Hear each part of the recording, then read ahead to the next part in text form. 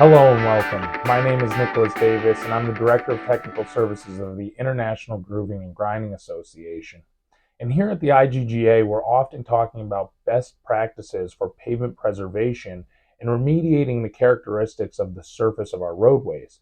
We often overlook one of the major parts of our highway system, and that's bridges. But what should engineers do if they have a bridge deck that's suffering from potholes or the delamination of concrete due to the deterioration of structural steel? Well, in a situation like this, engineers should consider the use of a hydroblast ultra high performance inlay.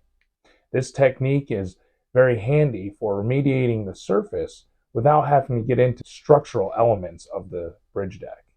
For this video, I'll be highlighting the Winter Street Bridge project in Troy, New York. This bridge and its approach slabs suffered from inadequate cover over the structural steel.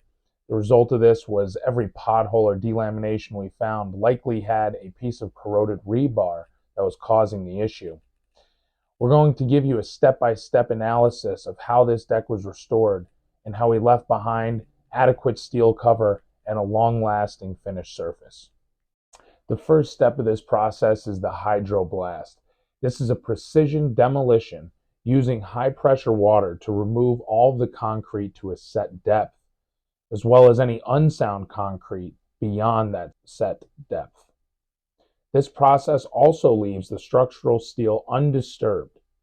The final texture of this process is a jagged, rough surface that, when properly cleaned, is optimal for bonding with the new material.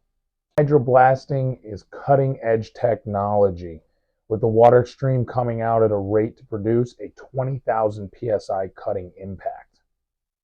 The next step of this process is the ultra-high performance concrete, also known as UHPC.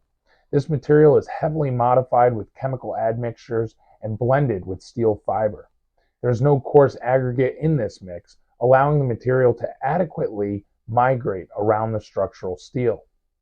After 24 hours of curing, it's capable of achieving 10,000 psi of compressive strength and is 10 times more durable than your classic structural concrete for bridge decks.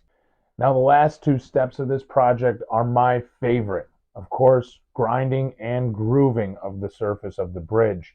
Due to the physical nature of UHPC, it's very difficult to get adequate ride quality with the initial placement by hand. So in order to create that adequate ride quality and establish a macro texture that's suitable for the general public, we need to diamond grind the surface as well as do the surface grooving to mitigate hydroplaning as well. Despite the owner, contractor, and designer all being new to this repair technique, the project was completed in just a few weeks. The taxpayers of the city of Troy have made an excellent investment, with a finished product expected to last over 40 years, and in simultaneously saving millions of dollars compared to a full deck reconstruction.